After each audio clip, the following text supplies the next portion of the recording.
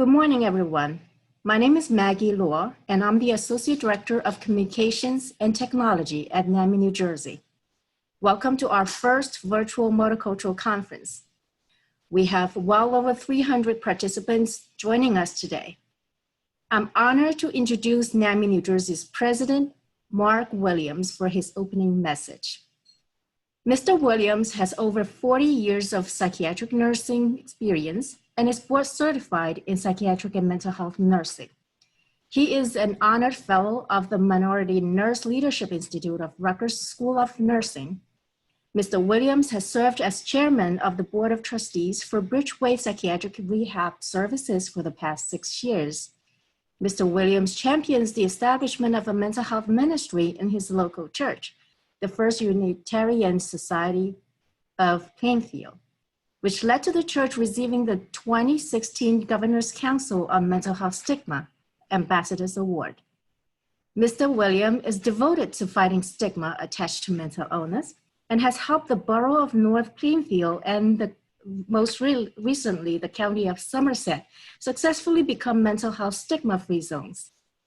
Besides being our newly elected board president, Mr. Williams sits on the advisory of NAMI, New Jersey's African American Community Outreach Program, Act Now, and he is also a member of NAMI, New Jersey's Public Policy Committee. Mr. Williams, I will now pass it on to you. Good morning, Maggie. Thank you so much for that wonderful introduction. I am so excited to be here today, and I would like to take this opportunity to introduce Valerie Mielke, MSW, Assistant Commissioner, New Jersey Division of Mental Health and Addiction Services, the Department of Human Services. She serves as a single state authority for substance abuse and the State Mental Health Authority as designated by SAMHSA.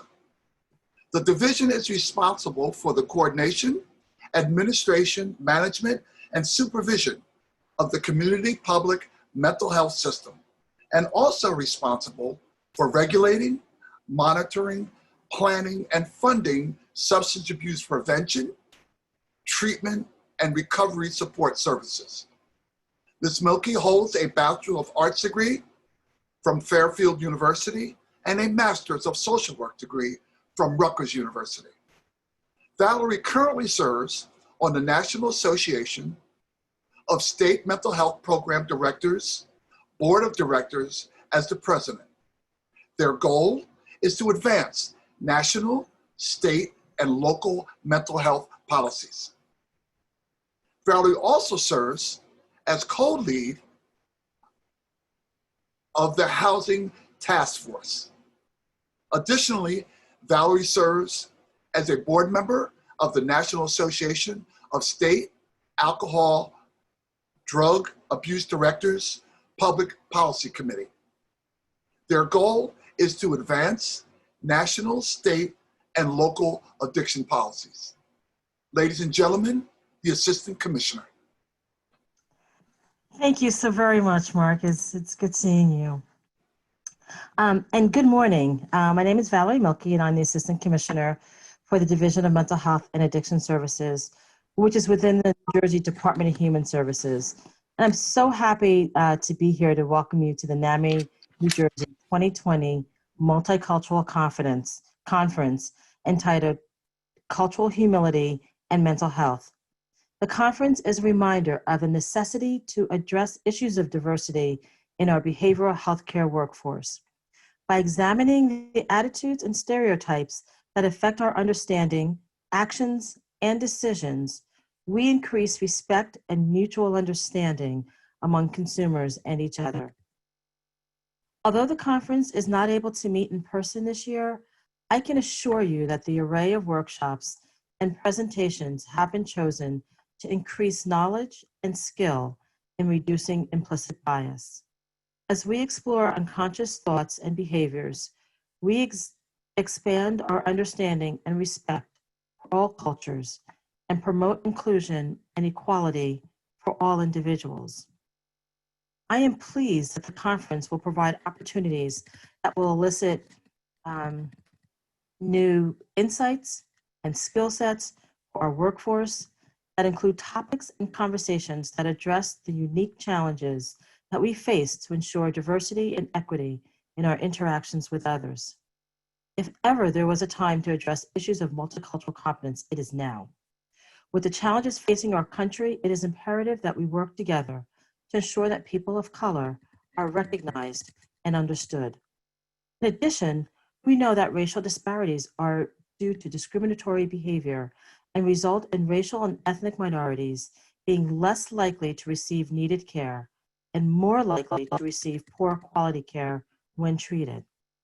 With that in mind, it is important that we explore our internal biases and elicit meaningful learning to increase creativity and problem solving through new perspectives, ideas, and strategies, and that we gain an understanding of how each of our backgrounds affects our responses to others. Building culturally competent organizations means changing how people think about other cultures, how they communicate, and how they operate. As a result, we increase participation and involvement of other cultural groups. Through increased awareness, empathy, hope, and understanding, our workforce can strengthen our interactions with others, confront stigma often associated with mental health disorders, and ensure that the treatment and recovery of mental health disorders are addressed equitably and with respect and mutual understanding. A culturally competent organization emphasizes the advantages of cultural diversity, celebrates the contributions of each culture, and encourages the positive outcomes of interacting with many cultures. I want to thank Meredith and the NAMI New Jersey team for convening today's conference on this very, very important topic. And in closing, I want to acknowledge all of you participating in this conference. It's so great to hear that there are 300 plus individuals participating in this conference today. And I want to thank you all for your dedication and commitment to serving others. As a community, we reflect many values, many perspectives, many styles, and even many priorities. Today's conference serves as one way we demonstrate our commitment to continuing to create programming and services that are inclusive of all cultures and celebrates diversity. Please know that I appreciate all of you and all that you do, and I want you to know that the division is committed to the inclusion of cultural competence and humility as a fundamental ingredient of our system of care. Again, thank you so much for having me here today, and I wish you all a wonderful day. Thank you. Now I'll turn it back over to you. Thank you so much. Thank you so much, Valerie, for the important and encouraging message from the state. And yes, we truly look forward to the meaningful learning today. The goal of today's conference is to continue the ongoing conversation on cultural competence and humility in the mental health community, as well as to advance the actionable process of our own self-assessment so that we are in a good place to know that we do not know and to always stay curious and compassionate. Before we introduce our distinguished keynote speaker, I would like to share a 10-minute video, which was developed from a 2007 production of NAMI New Jersey's Documenting Our Presence, as well as the collective efforts of our current multicultural program teams.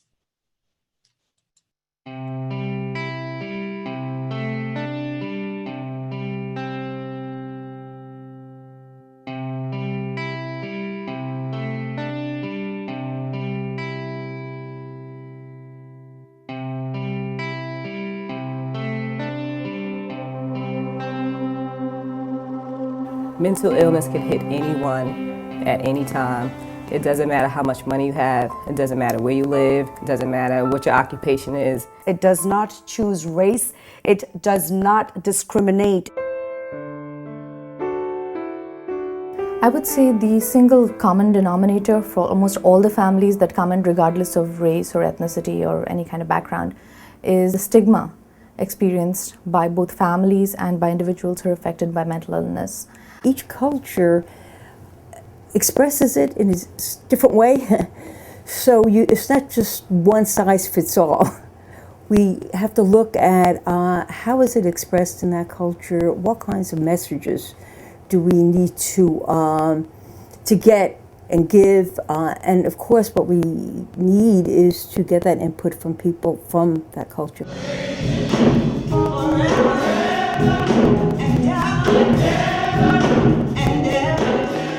The stigma is shame, embarrassment,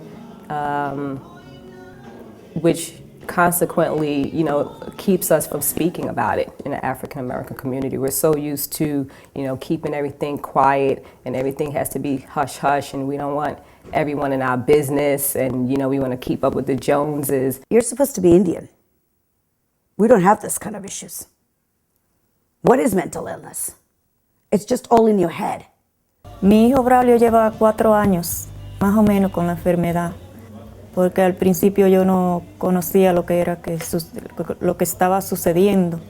En la comunidad hispana enfrentamos varios problemas, especialmente si uno dice que tiene una enfermedad mental, de una vez le dicen, oh, él está loco. New Jersey's minority population was just huge, and regional and ethnic minorities experience far more barriers to accessing mental health care than the mainstream white population. We have always wanted to be very inclusive and have all populations, part of NAMI, New Jersey, and benefit from whatever we did.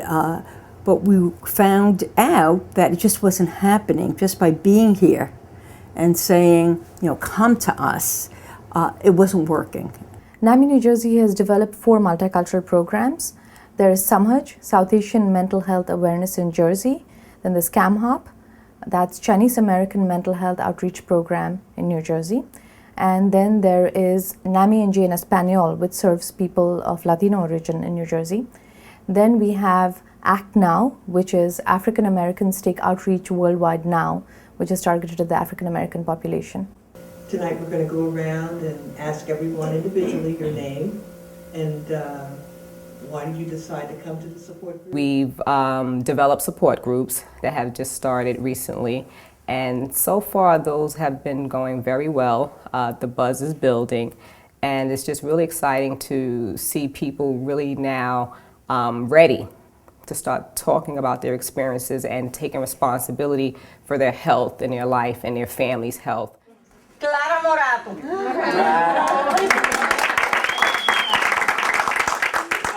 Right now, we have what we call the NAMI en Español program. We do the family-to-family educational program, which is geared towards teaching the families how to deal with mental illness.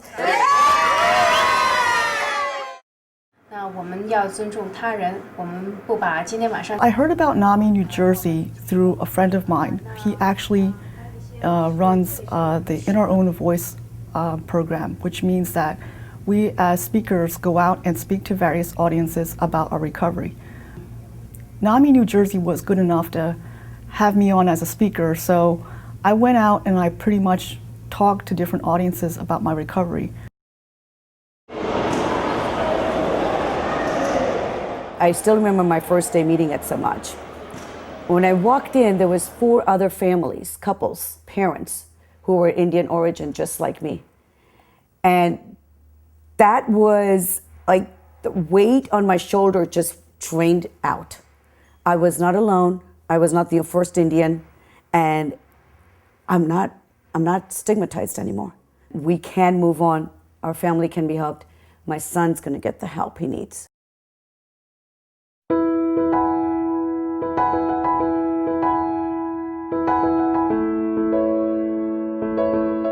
Samaj has been an organization in which I feel I can learn about other people's experiences with mental illness, talk openly about my own experiences with mental illness, and learn how I can be of assistance to others. Samaj is a place where I feel I can get involved and do good. Samaj stands to overcome stigma, and Samaj to me shows the potential compassion that the South Asian community has to address mental illness. NAMI Samaj has been a very important platform for providing stability, resources, and forming new connections. It's a place where you get it all. It's not just about info resources, but encouragement, motivation, empathy, constant support, fun, laughter, and it's much, much, much more. It's a one big family community. NAMI was there for me when I was ready to choose recovery and brought me together with others like me to help and support each other. Finding NAMI gave me hope. I'm grateful to NAMI for helping me forward. Without it, my journey would have been much more difficult. Generations before me have made the journey, and I benefit through NAMI from their collective experience and wisdom. I learned that I am one of many and am never alone. My current role as NAMI Group Connection Group Facilitator and Peer Engaged Specialist helps me to give back using what I've learned from my own struggles. Hello everyone. I want to let you know NAMI is a lifeline for my family. With my youngest daughter suffering from serious mental illness, NAMI New Jersey, specifically Camp Hop, has been around for us the last 10 years. Without NAMI New Jersey, without NAMI Camp Hop, I don't think our family would have survived this major challenge. So NAMI is our lifeline. NAMI en español came into my life when I most needed. I took the basic class in 2008 after my youngest son was diagnosed with ADHD. Although as a teacher I had certain knowledge about ADHD, it was a devastating news for me. In NAMI en español, I found the lights of the path that helped me and my family to cope with this situation in the best way. NAMI means a lot to me.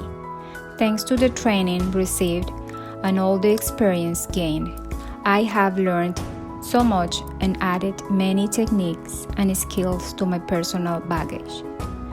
These strategies and tools are ones that I can put into practice on a professional and personal level on a daily basis.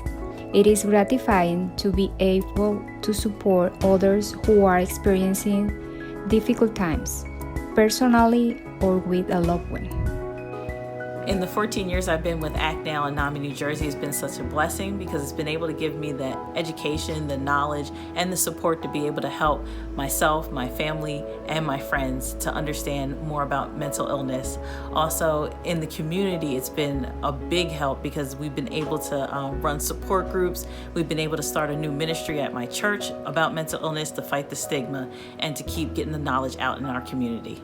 For 35 years, NAMI New Jersey has been at the forefront of education, support, and mental health advocacy in New Jersey. As I grew, was educated, and matured as a behavioral health provider, NAMI New Jersey was and still is an inspiring resource.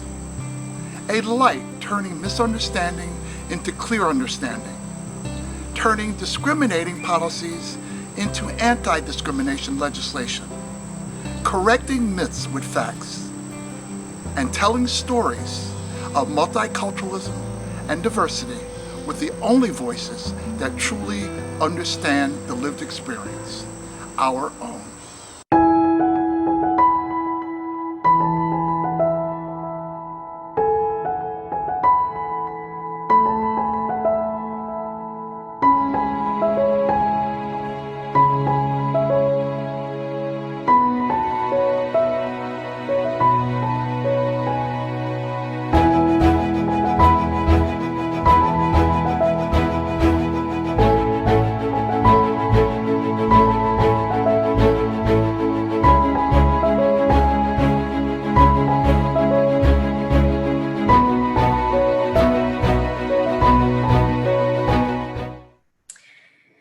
Thank you for the great welcome message and inspiring video, Maggie.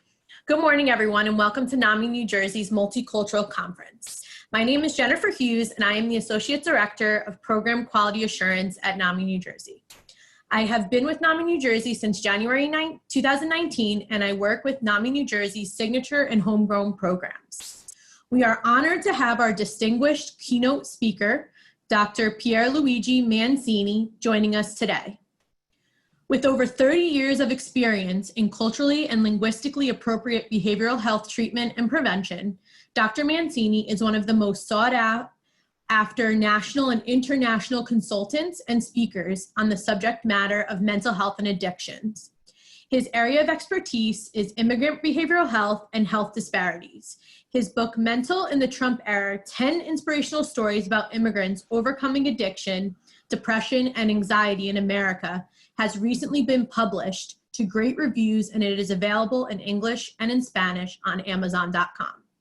Dr. Mancini founded Georgia's only Latino behavioral health program in 1999 to serve the immigrant population by providing cultural and linguistically appropriate mental health and addiction treatment and prevention services in English, Spanish, and Portuguese.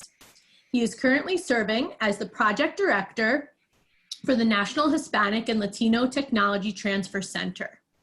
As a national consultant, Dr. Mancini has provided expert content on immigrant behavioral health and cultural and linguistic competency to clients at the local, state, and federal level.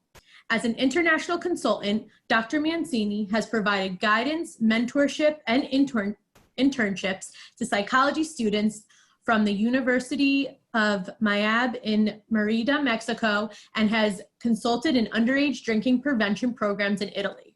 Dr. Mancini is fluent in Spanish and conversational in Italian. Dr. Mancini has been honored with the National Latino Psychological Association Star Vega Distinguished Service Award, the National Council of La Raza Helen Rodriguez Trias Award for Health, and the Mental Health America Heroes in the Fight Award, among others. Dr. Mancini is the chair of the Georgia Behavioral Health Planning and Advisory Council and has recently been appointed to the Mental Health America National Board of Directors. He serves on the board of directors of Wellstar Hospital, the Georgia Council on Substance Abuse, and the National Association of Mental Health Planning and Advisory Councils. Today's webinar topic is implicit bias in behavioral healthcare. If you have any questions or comments throughout the presentation, please type them in the Q&A box on the bottom of your screen, as we do not have the raise hand function for this webinar. We will be saving all questions to the end and will try to answer as many questions as possible. Dr. Mancini, we are grateful that you are here and we look forward to your presentation. I will now pass it on to you. Thank you so much, Jennifer, and thank you to everyone who took time to be here today. Let me begin the share screen.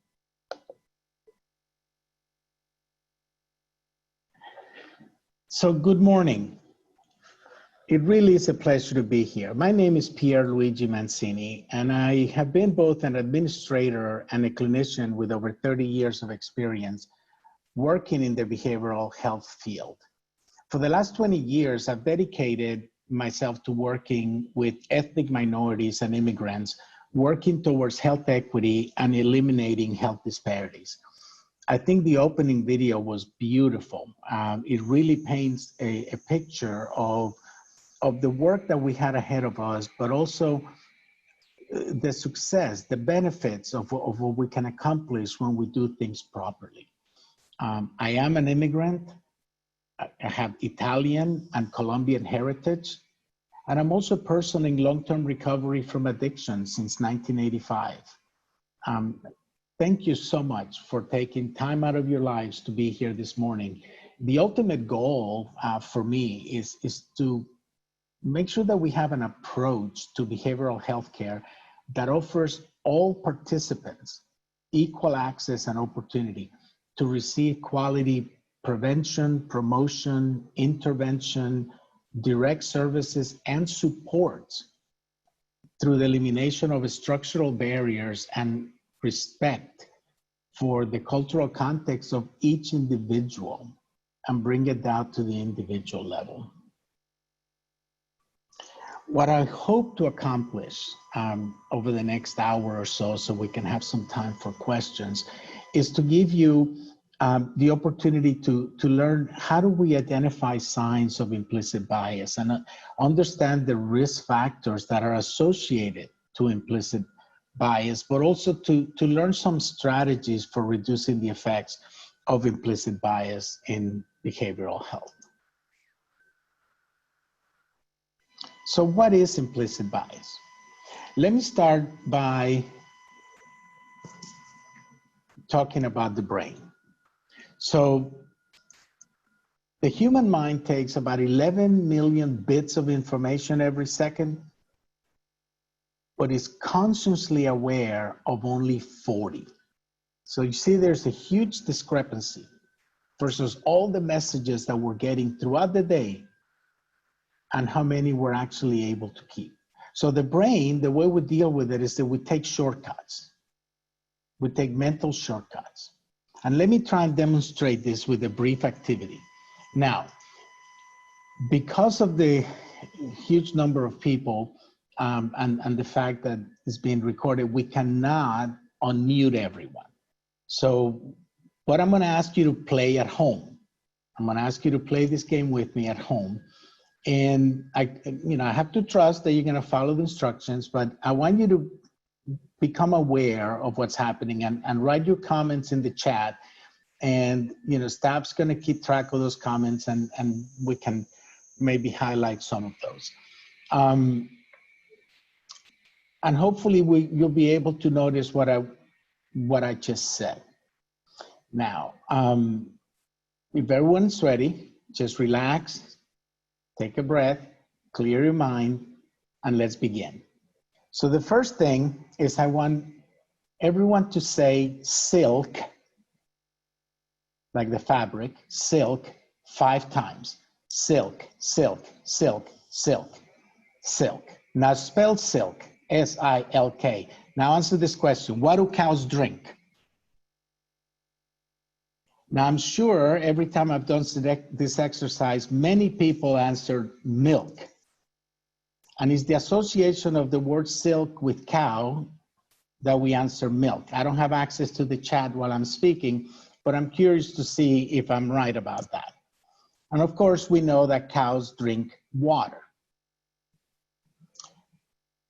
The next question, and again, answer as fast as you can. What do you put in a toaster? Once again, many people would tend to answer toast. And it's the association of the toaster with the finished product. And of course, the correct answer would have been we put bread in the toaster. So those are just some simple examples of how the brain can take shortcuts based on the information that we have, but also because of all of the amount of information that we have to process every second. So I'm curious, if someone that has access to the chat from the staff, are there any comments about the answers that you can share with me at this time?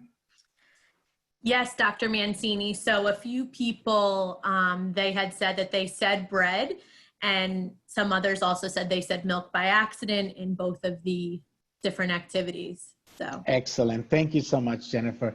So you all get to see kind of where we are when the amount of information and how we become conditioned. And that's kind of what the thread that I want to have throughout this conversation is that we have some conditioning that has been done and the association that we have of how our brain is processing some of the information that we see every day. There is a poll question that is coming up. So I want you guys, as we begin to move into the conversation, here's our first poll question. So being biased toward people that make me comfortable or people who are like me is the definition of confirmation bias, affinity bias, racial bias, or none of the above. And feel free to choose your answer, and we'll just have a few seconds to vote.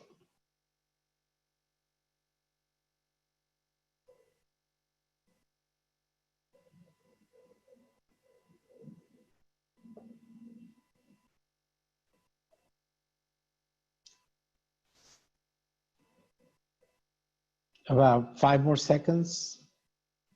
Oh, there we go. So these are the poll results, the majority of you, 45%, said affinity bias. And if you did say affinity bias, then you are correct. That is the correct answer. So implicit bias, we evaluate all sorts of things, where to eat, how to get to work, but what influences that decision? So there's 3 ways that we can start defining this type of bias. So there's confirmation bias.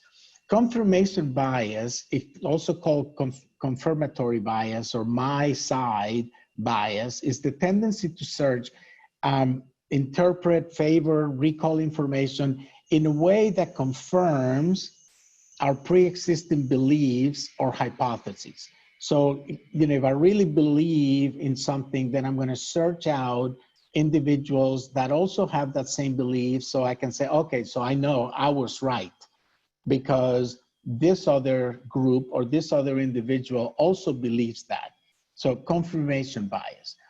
But when I look for people that make me comfortable or people who are like me, then that's an affinity bias. So I'm going to be joining those groups. I'm going to be going to those events. I'm going to be socializing with people that make me comfortable. And then there is something else called in-group favoritism. So when we favor members of our own group over those in other groups, and maybe you've experienced this. You go to a large gathering, a large event, and then you see someone that you know maybe from your place of worship or maybe from where you went to school, and you immediately go towards that person because you feel more comfortable. We know we do that, but we haven't really studied too much of why we do that. So there's these kinds of biases that we have throughout the day that we do automatically, but we really haven't taken a deep dive as to why it is that we keep doing it.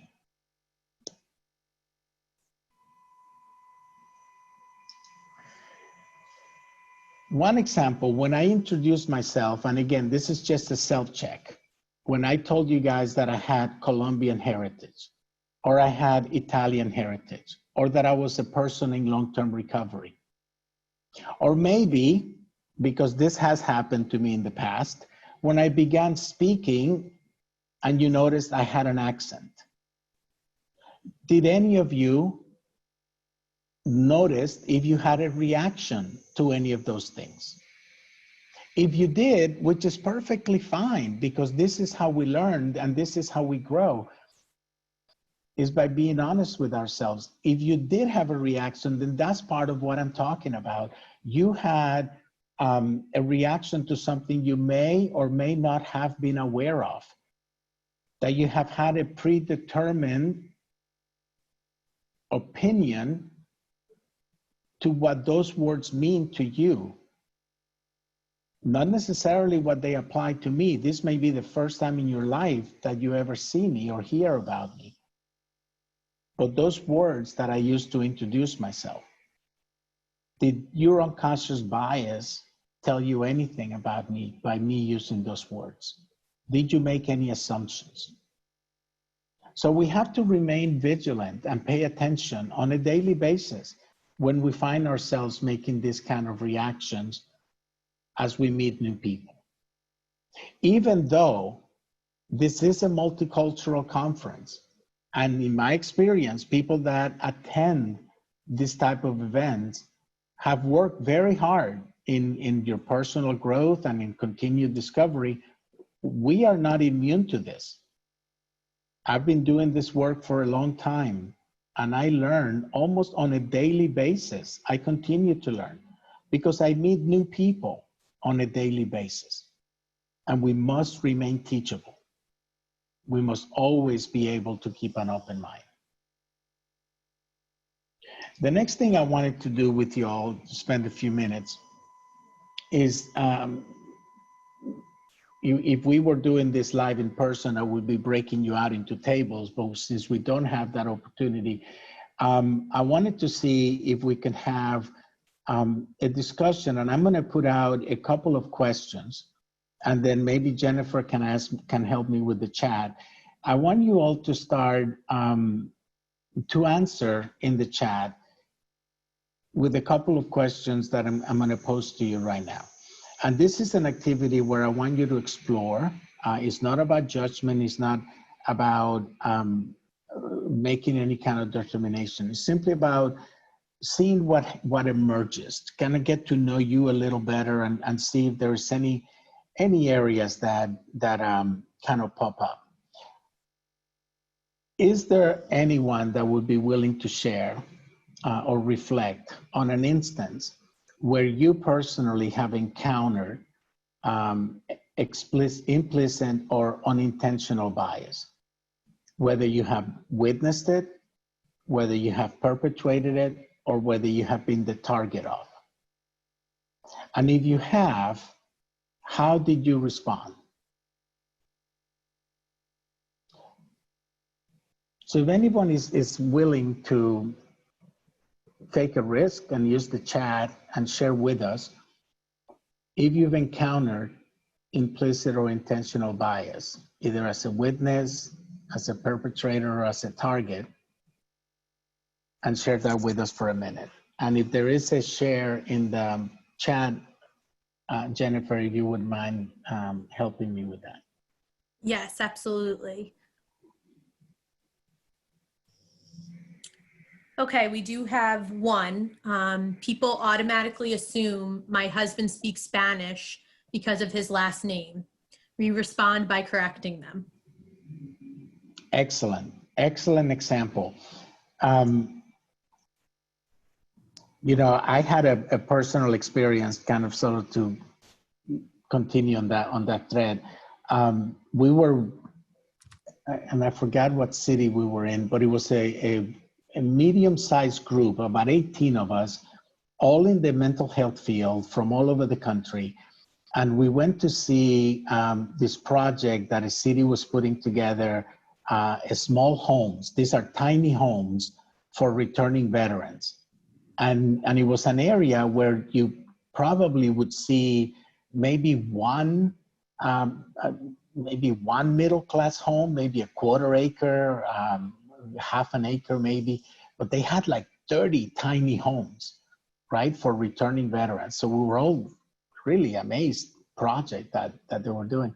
And there was another, you know, like I said, 18 people, and somebody else was with me. And as we're, you know, we finished the tour and we're getting back to our van, we had this big van that they were carrying us around in, and we walked past a blue pickup truck from either construction or landscaping, one of these labor trucks that had a ladder on the back, on the pickup. And at the end of the ladder, you know, people put the red handkerchiefs, I guess, to let people know they don't walk into the ladder. And the lady that was walking with me looked at me and looked at the truck and said, "Oh, I guess you know about this kind of work." And I was dumbfounded. You know, it's like that kind of assumption, because I am Hispanic, that I automatically know about construction or landscaping or that type of work. So it is those kinds of associations that we must continue to pay attention to. And, you know, and acknowledging it that there is no right or wrong, because as you'll see, as we continue to discuss this, where this comes from, many times it's no fault of our own. It's what do we do about it once we discover them. Any other comments on the chat by any chance? Yes, there actually are a few. Okay. There's another one that says, people often assume I am not African American if they have spoken to me on the phone and then met me in person. This has happened both with white and Black persons. Excellent. Thank you so much. Great example. Is there another one? Yes. Someone is saying, people assume I am pregnant and ask me if I have a baby due to my appearance. Thank you so much. This is fantastic. Thank you, everybody, for sharing. Let's do one more. Okay. I have worked with many individuals with mental illness, seemingly unmedicated, and my implicit bias causes me to get nervous or even scared when I notice symptoms of schizophrenia. Excellent. You know, you guys are amazing. Thank you so much, everyone, for taking the risk and sharing part of yourselves with me today. And that is exactly what I'm talking about, you know, us doing this kind of internal work and realizing, hey, this has happened to me. You know, I came into this country when I was 13 years old, and I had never experienced any kind of fear against any other race or ethnicity. But I found myself a couple of years after coming into this country feeling afraid that Black individuals were going to hurt me. And I hated that thought. And I started looking into where that information came from. And it was subconsciously being fed to me through television, through movies, through the newspapers, through all of this unbelievable invasion of subliminal messages about a group of folks that allegedly were dangerous and were going to hurt me, and it takes years to undo that kind of work. So we need to be able to challenge the information that's been fed to us. Thank you, everybody. So this is, you know, exactly what I wanted to get to, because, you know, implicit bias operates at a subconscious level. And one of the greatest discoveries we can make is when we realize that we're not aware that we have these implicit biases a lot of the time until we're placed in a situation that all of a sudden we said, oh my God, where did that come from? And that's okay. Like I said, it's okay to become aware of it. That's the good news when we become aware of it. Most of these implicit biases, they run contrary to our beliefs and attitudes. You know, in my mind, I know it's wrong to have a certain belief or attitude. And that's why it's so shocking when all of a sudden I discover a behavior or a thought that goes contrary to that. Especially if I believe in equity and truly believe in equity, but then I end up saying something or doing something that is biased and discriminatory. And I have to become aware of that. So that is the danger, that is the seriousness of implicit bias. It can be triggered automatically through rapid association, people, groups, objects, but also through attitudes and stereotypes. You know, stereotypes are really dangerous because, you know, stereotypes are the continuation of believing the behavior of a certain group, even when evidence to the contrary has been shown. And that's a problem with stereotypes, that they take a long time to get rid of, even when we have witnessed that the information we got was wrong, because they end up being deep-rooted. The other thing about implicit biases is just like cultural competence is both at the individual and at the institutional level. Individual and institutional level. So we have to become aware that there's both of those.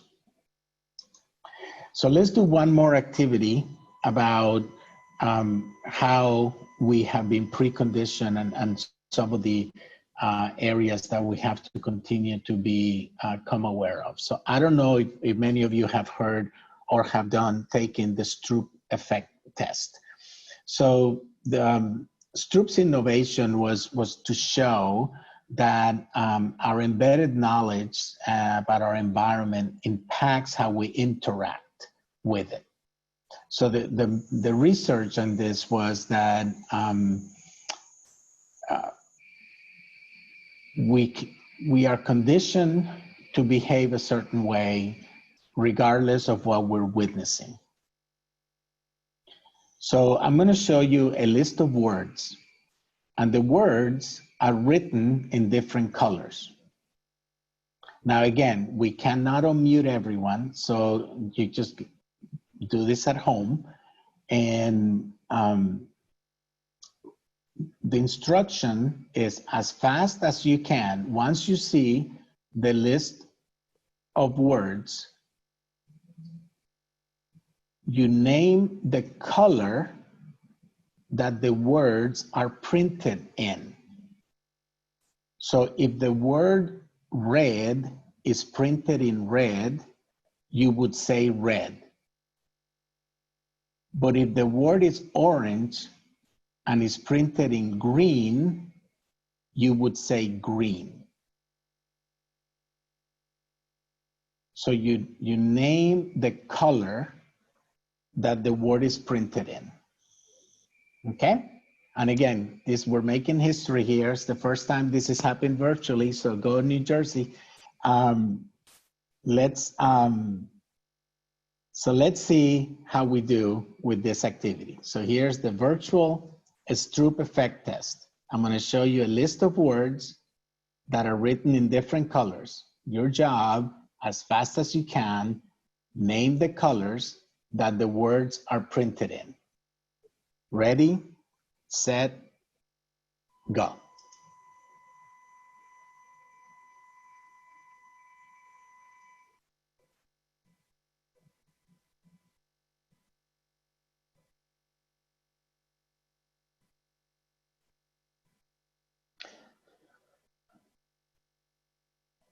Okay, so let me call time. And now once again, Jennifer, I'll ask for your help. In the chat box, how many people, when you got to the third line, were able to say green, red, purple, blue? Or how many of you automatically said blue, purple, green, red? I do see a couple raised hands. Also, please type your answers in the Q&A. Oh, I'm sorry, in the Q&A. No problem. Someone said, I did, but it was so hard. I did, but I slowed down significantly. Excellent. I was, but definitely slower. I see a lot of responses about being slower with it. Okay, so it sounds like many people realized it and took action to slow down and follow the instructions. And then some people were able to just read what was written, because we're conditioned to read the words. That's our conditioning, right? But then if we see that something is off, then we are able to slow down and adjust to it. So by the third line, it said, wait a minute, the word blue is written in green, and the instruction was to read the color. And then we are able to slow down and do the activity in the way that it was instructed to do. So those are kind of the things that the way the brain works when it comes to implicit bias, right? The brain takes shortcuts. The brain gets all of this information, and then we have this foundation, this underlying subliminal messaging that has been there since we were born, that we've been receiving through many sources and many mediums, that we often are not even aware it's there until something awakens it and we become aware that, oh my God, something is there that I didn't know was there. So this gives us an opportunity that there is a mental process that occurs. There is intentionality. So we may not be involved with the initiation of a mental process. My unconscious brain overrides my conscious brain. So the people that slow down were able to have that override function of not reading the word, but reading the color. Any other comments on that in the Q&A? Yes, there are a few. That was tough. I had to slow down. It required more concentration to name the colors correctly. I stopped at the third line, realizing the word and color did not match. I did, but took more concentration. I was going at it wrong and then corrected myself. Takes a lot of effort, concentration. That seems to be a lot of the comments. Excellent. Thank you so much. Yep, absolutely. Thank you, Jennifer. I appreciate you. Thank you, everybody. That was fantastic. So then when we add race to it, we begin to talk about implicit racial bias. So implicit racial bias is the mental process that causes most of us to have negative attitudes about people or groups of people based on their race or ethnicity.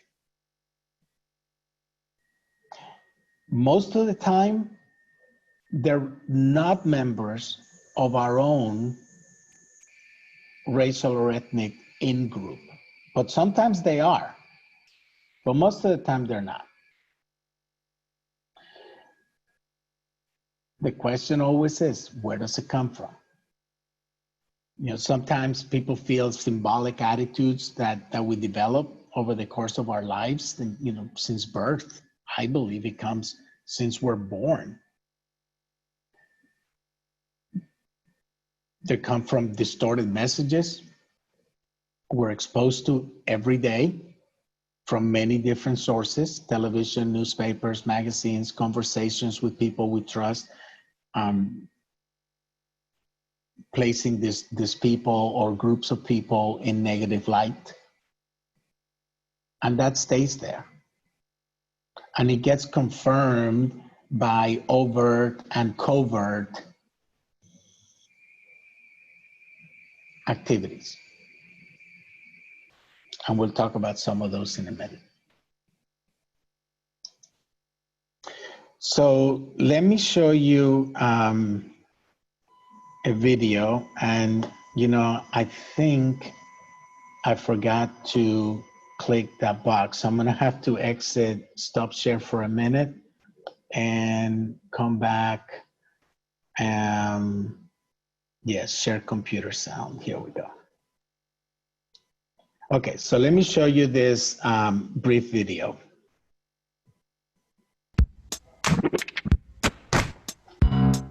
What is implicit bias against other races?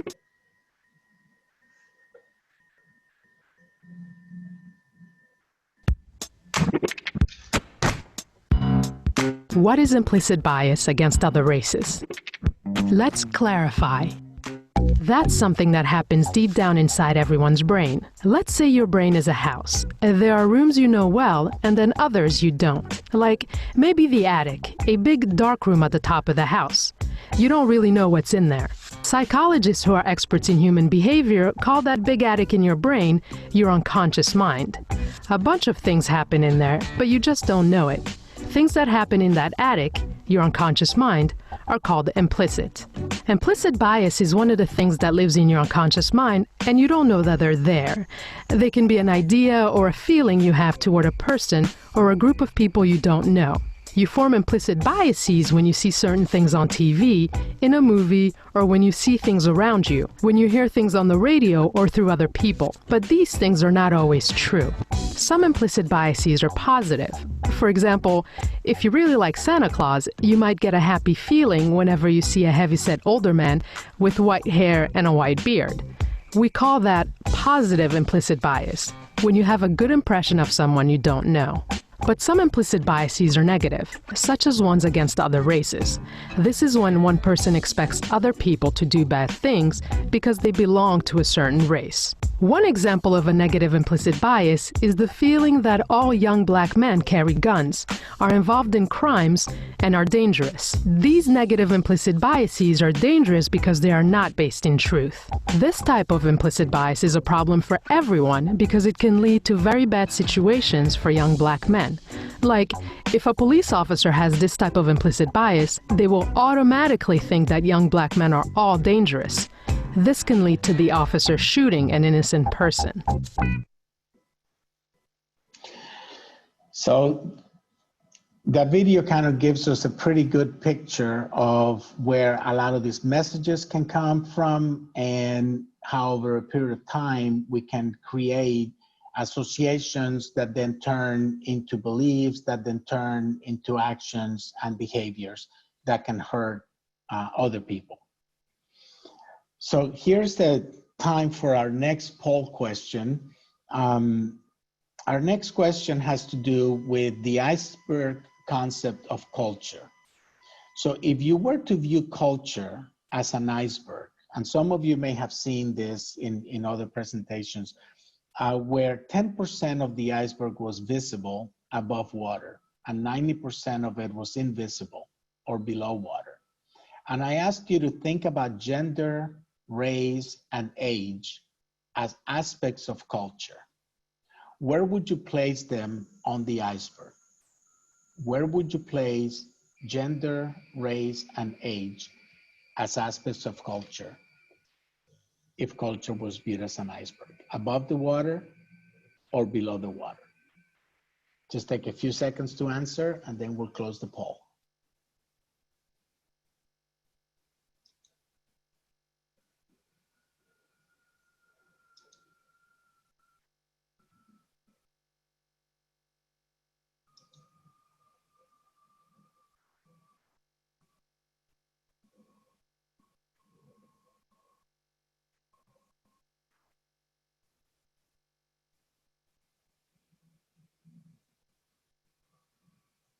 Has everyone answered?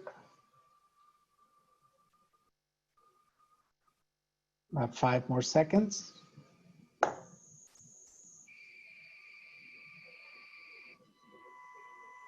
Okay, so 60-40, above the water and below the water. Well,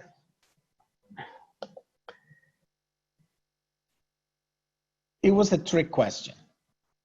The reason that you may not see traditional visual aspects of culture like gender, race, or age on the top part of the iceberg, which was where people would mostly expect to see those because they're visible, is because today we're having to implement policies that address issues like, transgender individuals, for example.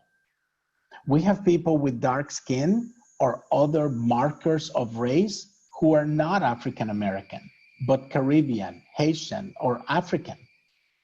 And with advantages of surgery, better nutrition, and exercise, it's really not that easy to tell how old someone is anymore. So for issues of gender and race, we also have, today pretty much separate them into objective and subjective categories.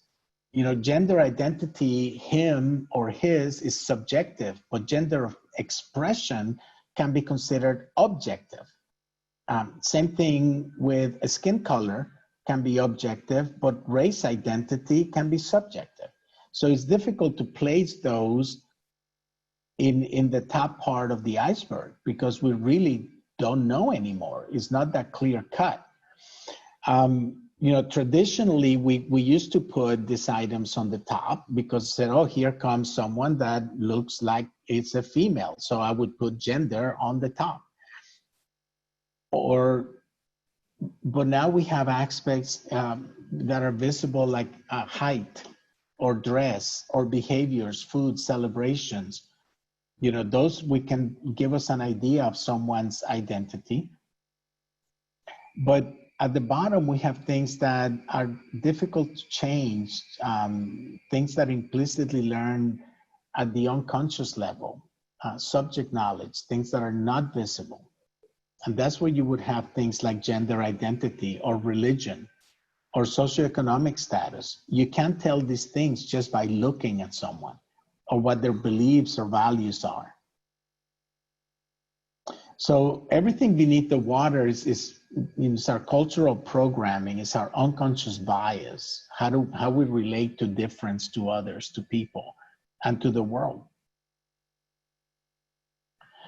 And when we first encounter another culture, that 10%, that tip of the iceberg, sometimes we make assumptions about that community without really understanding the internal or deep culture that makes up the majority of the culture's values and beliefs. And I think that was highlighted on the opening video that Nami showed us. We really need to be able to understand the culture of the community that we're serving or attempting to serve. So then we have words like bias, stereotype, and attitude. And we really, you know, words are important because sometimes we use them and we really haven't taken the time to explore, you know, what they are, what they mean. So we have bias. I've mentioned explicit bias and implicit bias. So by bias is when we evaluate one group and its members relative to another. You know, we express directly or explicitly, I like this group better than this other group. Or indirectly, if I choose to sit closer to individuals that look like this, and further from individuals that look like this. So explicit means that I'm aware of that bias. I'm making a purposeful decision. Implicit is automatic and I may not be aware of it.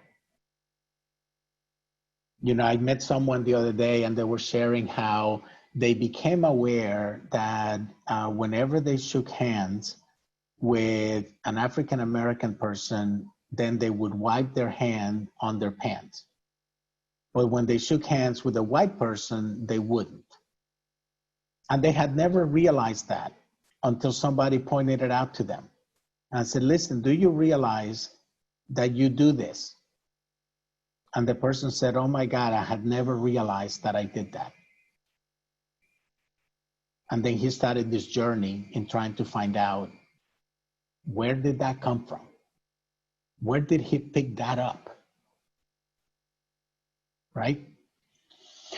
So implicit bias is the automatic association of a stereotype or attitudes with a particular group and its members.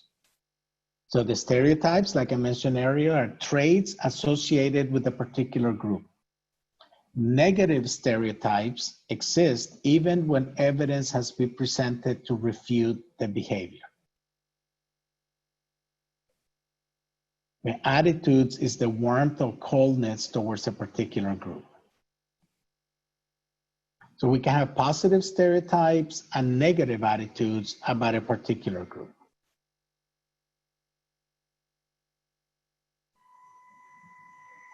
We also have to be careful about hidden, less egalitarian, and self-reinforcing biases. So as I mentioned, most people are not aware of their own implicit racial biases. For hidden, implicit racial biases reside in our unconscious mind. The less egalitarian is the unconscious attitudes that are less egalitarian than what we explicitly think about race.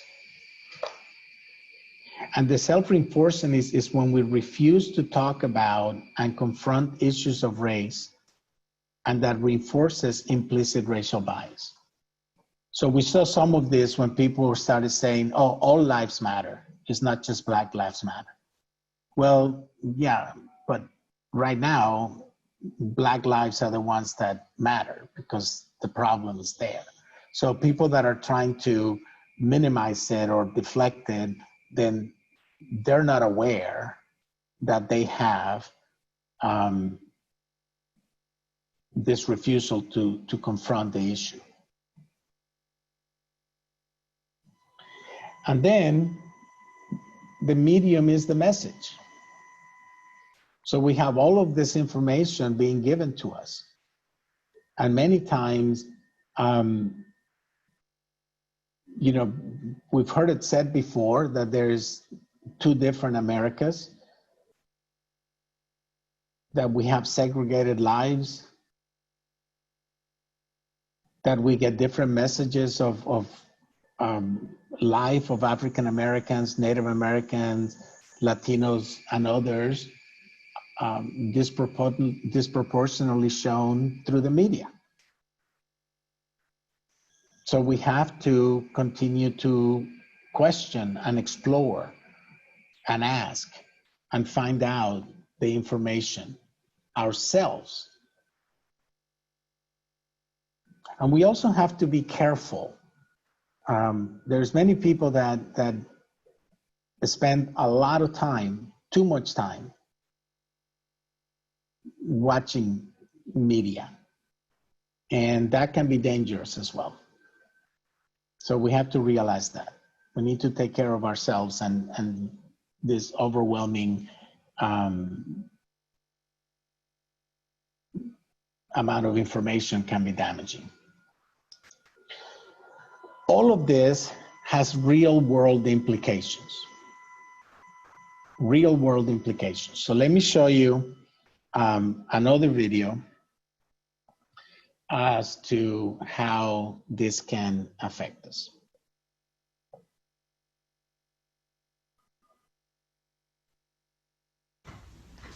This is the shell game. I'm going to hide this Hershey's Kiss under this cup, and the object is for you to pay attention and follow along and try to guess which cup the Hershey's Kiss is under at the end.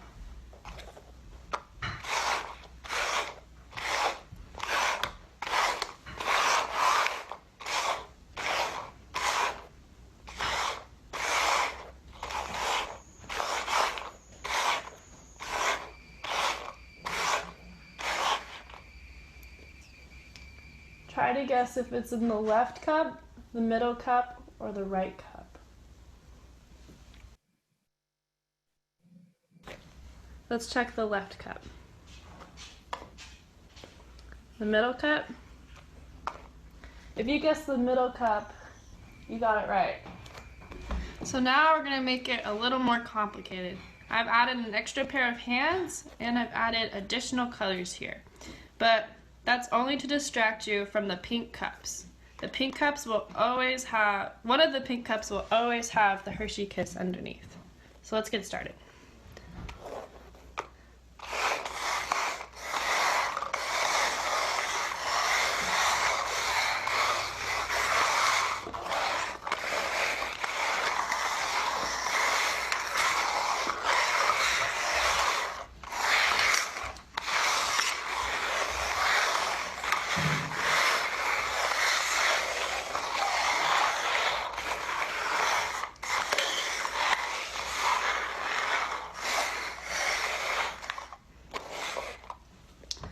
So can you guess where the Hershey Kiss is?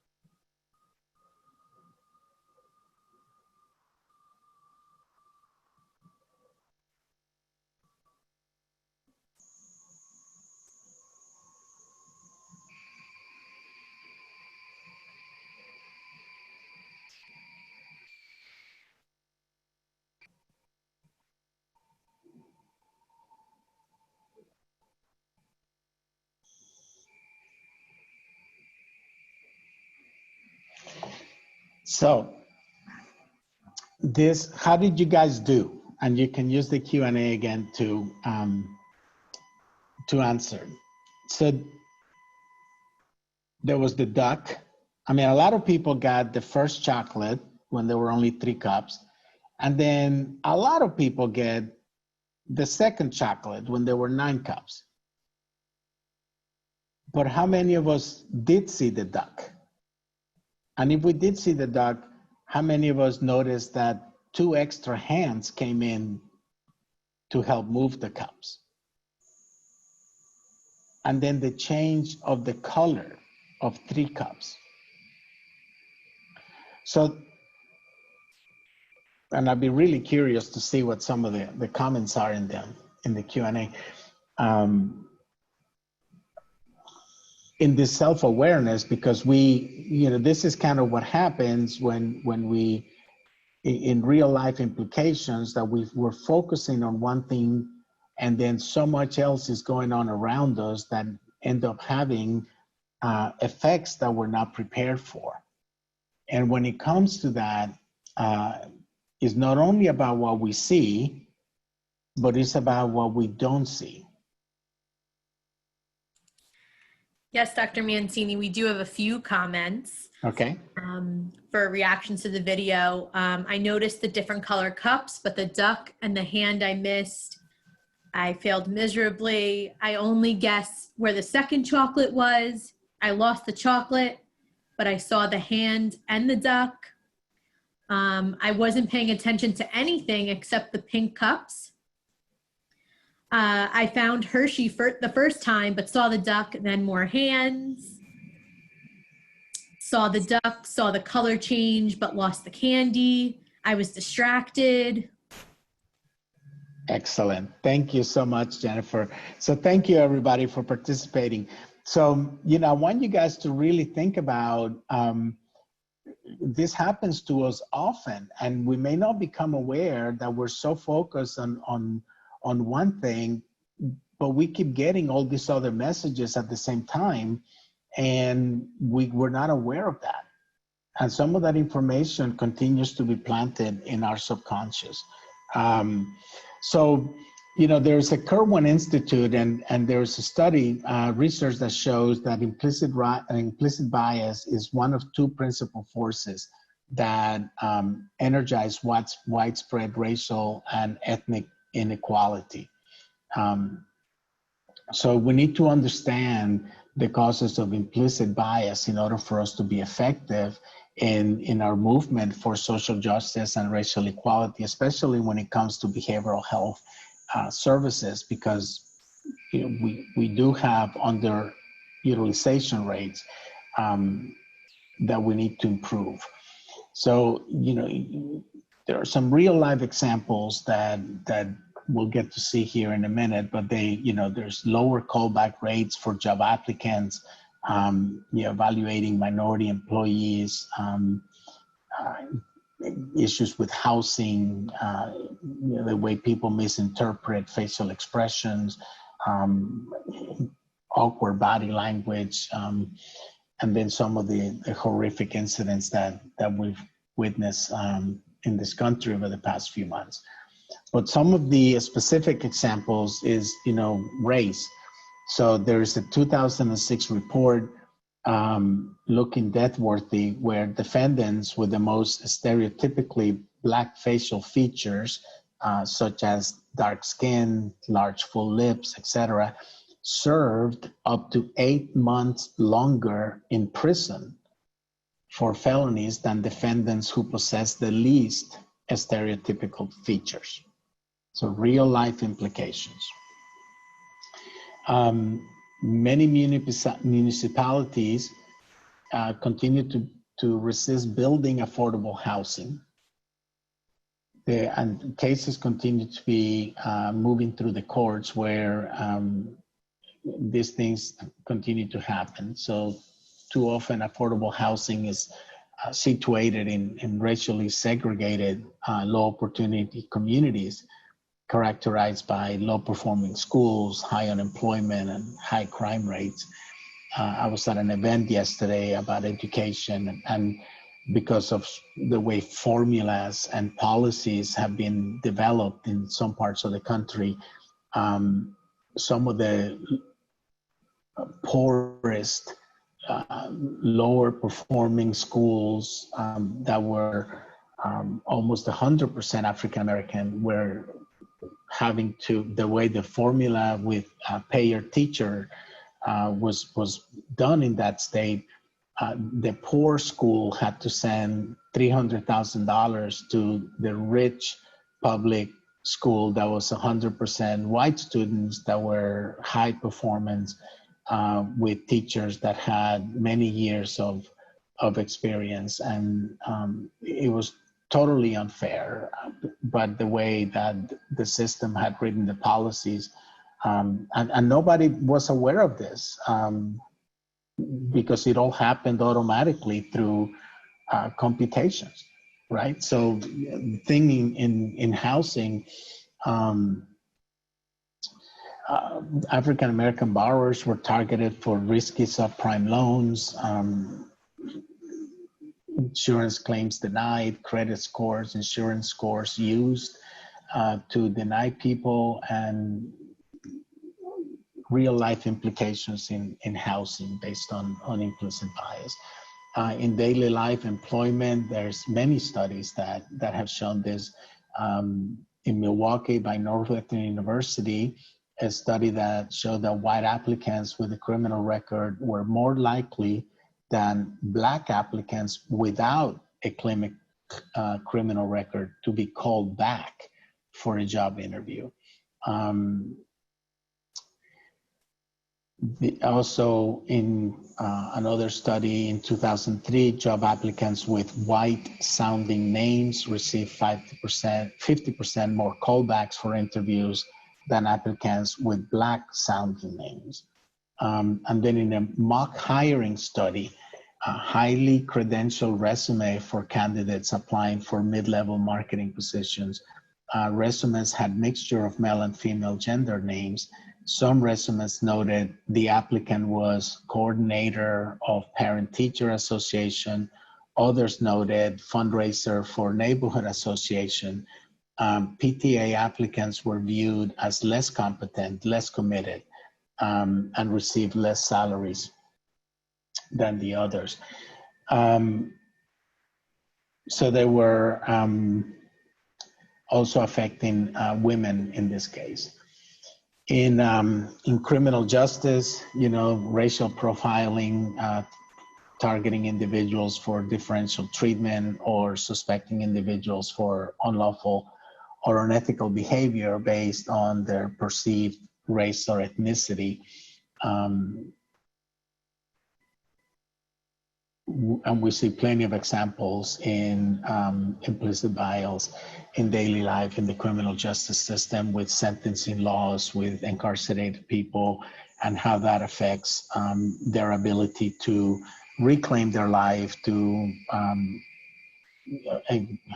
rebuild their lives after treatment, after recovery, because of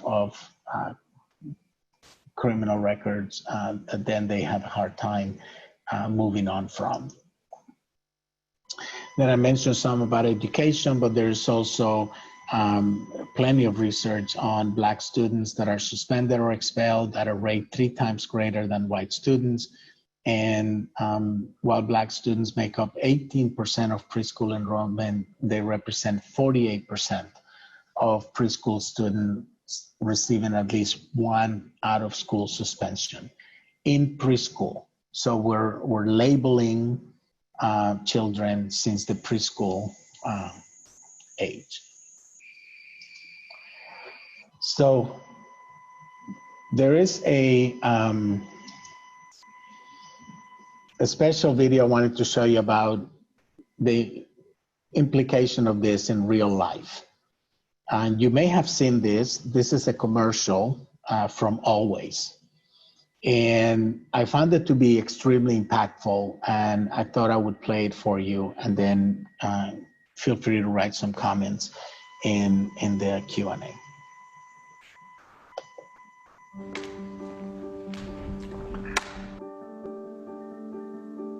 Hi, Erin. Hi.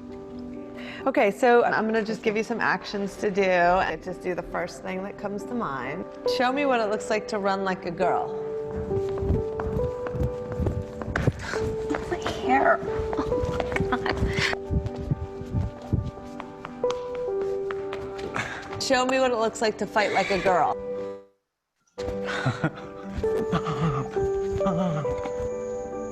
Now throw like a girl.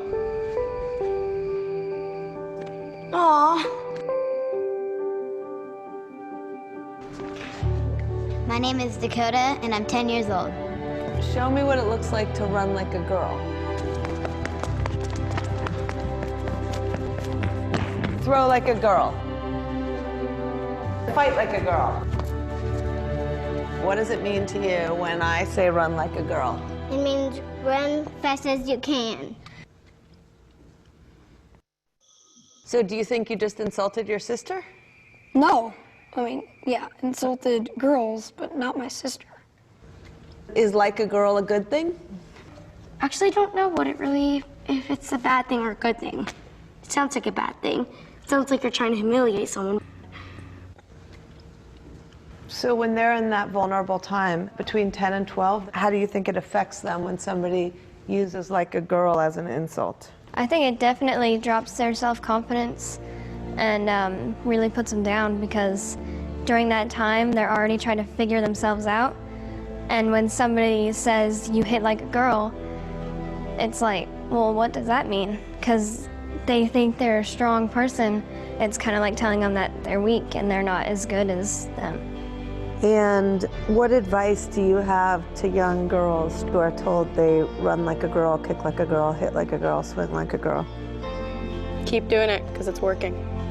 If somebody else says that running like a girl or kicking like a girl or shooting like a girl is something that you shouldn't be doing, that's their problem. Because if you're still scoring and you're still getting to the ball on time and you're still being first, you're doing it right. Doesn't matter what they say. I mean, yes, I kick like a girl and I swim like a girl and I walk like a girl and I wake up in the morning like a girl because I am a girl. And that's not something that I should be ashamed of. So I'm gonna do it anyway. That's what they should do. If I asked you to run like a girl now, would you do it differently? I would run like myself. Would you like a chance to redo it? Yeah.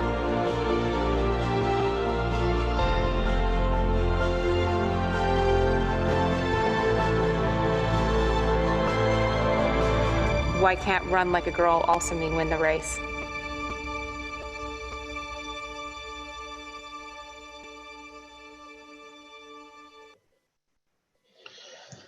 So again, is the importance of the kind of messaging that we get. So at some point, all of the people at the beginning of the video got the message that running like a girl, fighting like a girl, and throwing like a girl was a sign of weakness.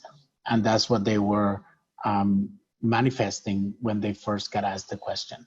And, you know, that happened to us as well. And we need to become very aware of what are those messages that we received and how are we manifesting those messages. When someone, or when we find ourselves in a situation where we hear something and, you know, we're now different than we were before, and you're now going to be even more aware of this kind of messaging that maybe have been dormant inside of you, and you'll find yourself in situations that you say, oh my goodness, you know, this, where is this coming from?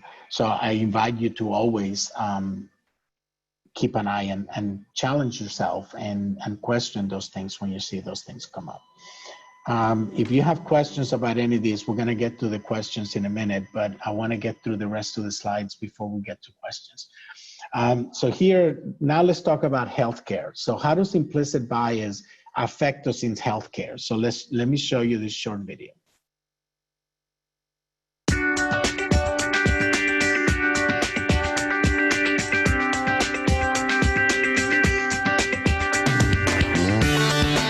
So in healthcare, bias comes in various forms.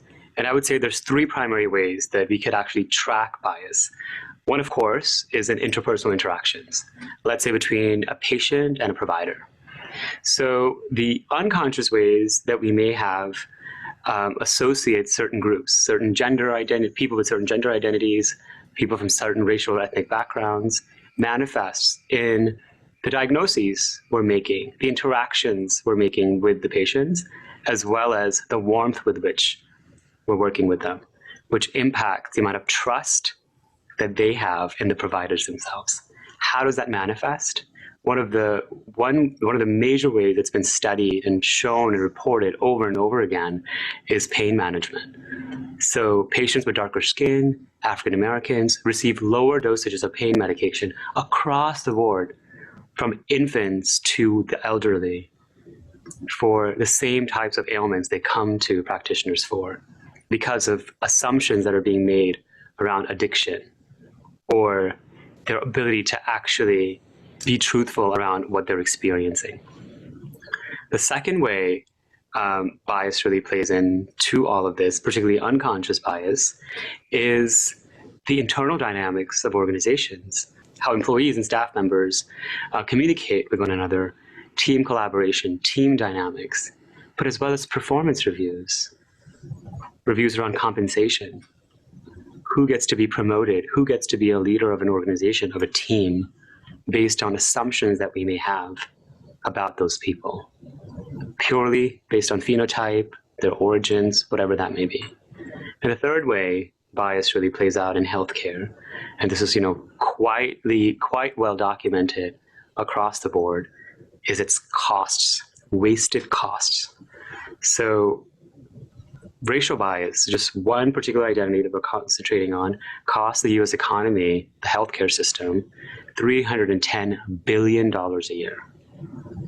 And for me, I just want to think about what can we do with that money if we didn't have bias in the world.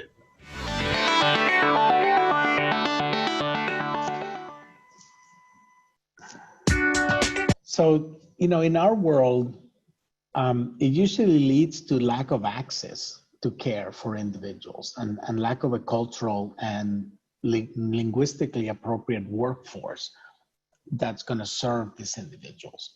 The repercussions for us in behavioral health care include decreased client-centered communication, negative client perception of care, decrease in interpersonal treatment, decreased communication with providers, decreased trust with that provider.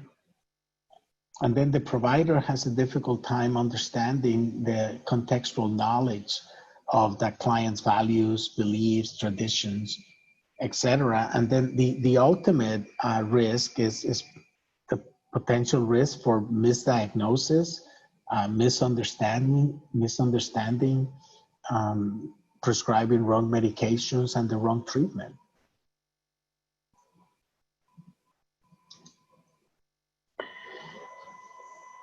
And for you, there's questions that I want to start planting these seeds. Now, you're going to have a copy of these slides, and these questions will be in that file that you'll be getting. So you can look at these and go back to these. But how is implicit bias affecting the individuals that you serve? And how's your agency serving or not serving those who are different? Now, NAMI New Jersey is pretty progressive. I mean, I wish more organizations had the kind of breadth of services and openness to grow and to expand and to explore that you guys are having. But there are many that don't have that. They haven't done that kind of homework. They haven't done that exploration of who is my customer. And they're still very much focused on what they've always done. And, one of the areas is, have you looked at policies, rules, or procedures that are keeping individuals that you haven't served before from coming to see you? One of the most common arguments I hear from providers saying, "Oh, well, no, we don't need any bilingual staff because nobody that doesn't speak English ever comes to us."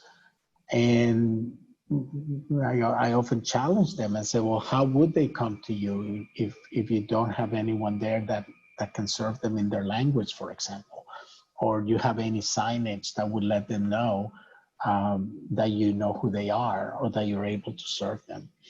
And then what are the effects of prejudice or stereotypes in your agency? What have you noticed? So these are just some conversation starters in case you do happen to work for an organization that doesn't know how to begin to look at these types of issues or to explore if there are individuals that maybe you're not serving that you need to be serving. So, how do we eliminate implicit bias? How do we begin to address this? How do we begin to to work on solutions. What can we do? Well, one of the first things is improve decision making.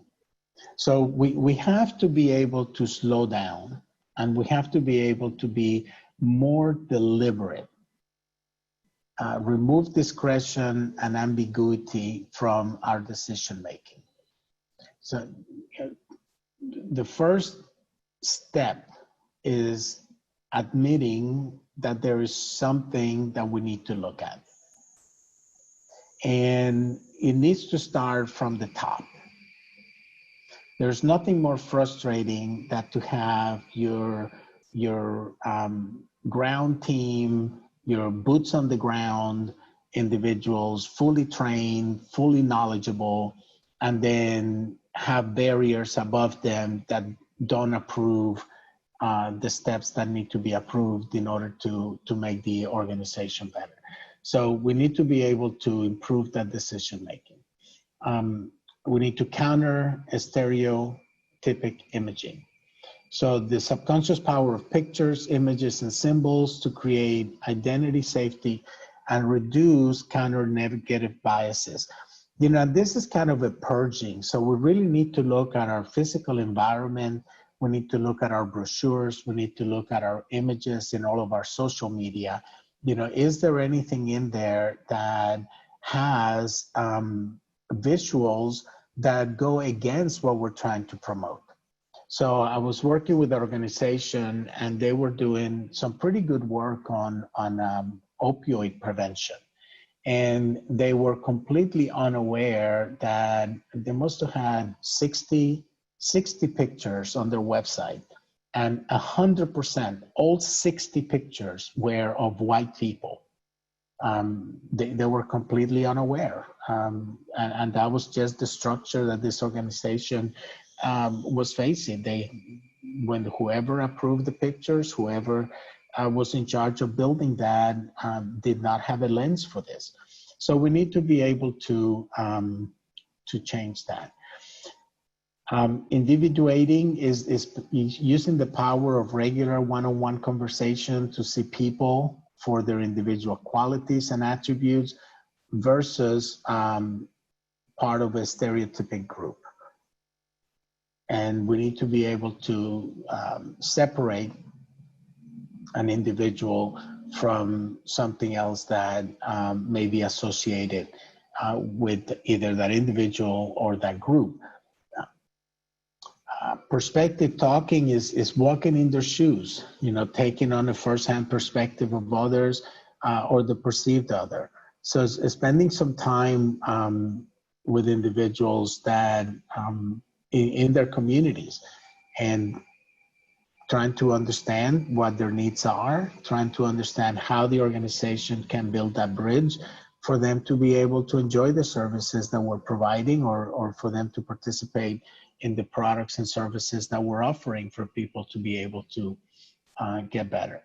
And then intergroup contact and positive sustained dialogue across different identity groups to support individuation, perspective taking, and begin to recategorize groups and be able to have a more open welcome.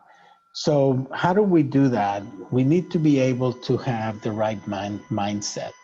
And the right mindset for this kind of work begins with humility. We need to be humble. It's not prideful, like we have all the answers, come to us, we know exactly what you need, or being boastful. It's like, oh yeah, we've helped thousands of people, I'm sure we can help you too.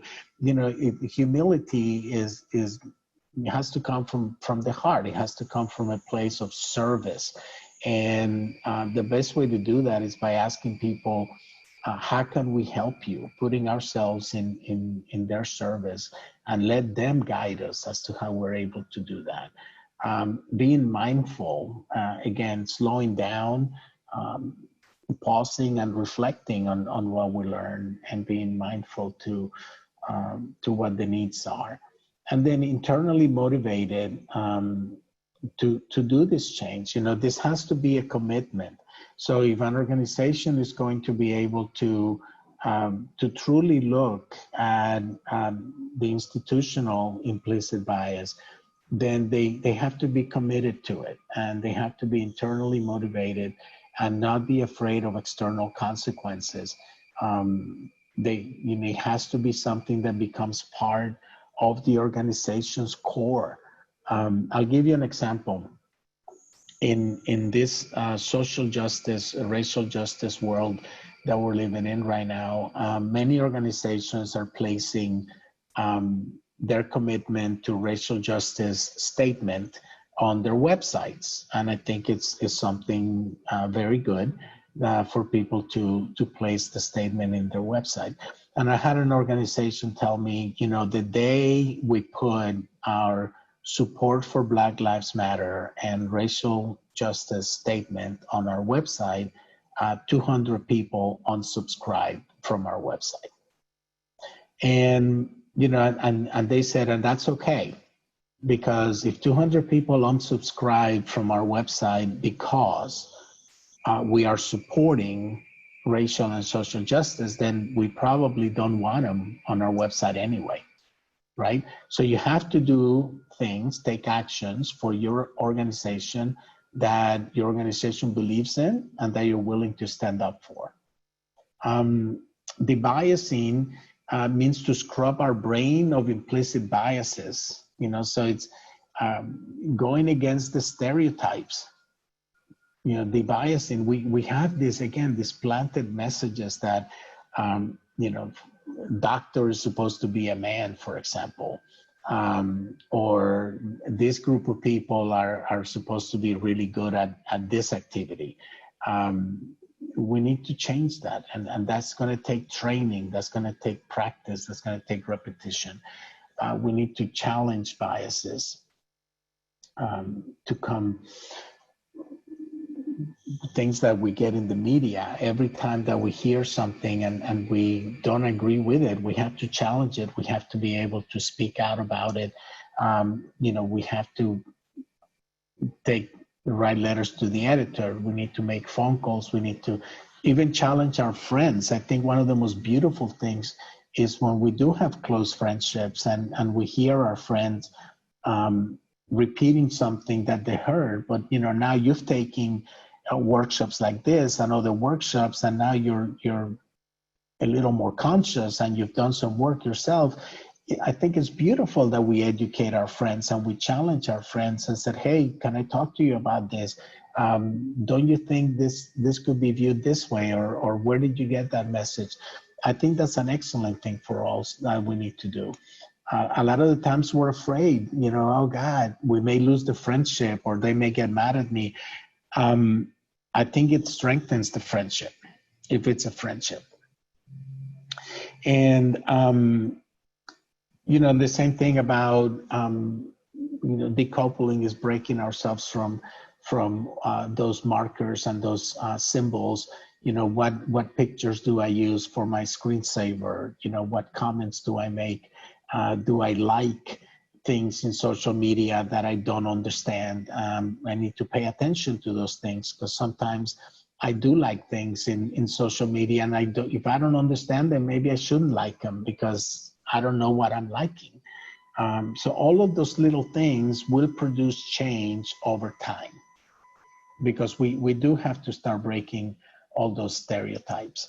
And let me start by showing you this one video that I think will help you understand an African man. To the Western world, I am an African man. I am an African man. I am an African man. I am an African man. But do you know who we are? If you've only seen us in Hollywood movies, this is what you might think of us. Machine guns. We shoot our machine guns from trucks. We shoot our machine guns from boats. When we run out of bullets, we shoot rocket launchers. We are obsessed with violence. We hate smiling. Smiling is stupid.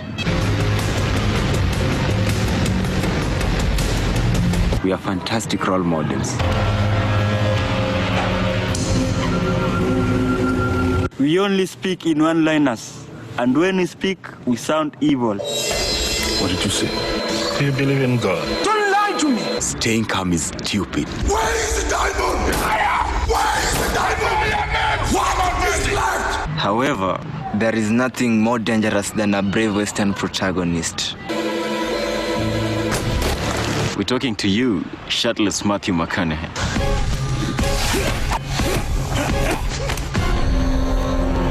Are you okay? And one thing for sure, a day without war is a day not worth living.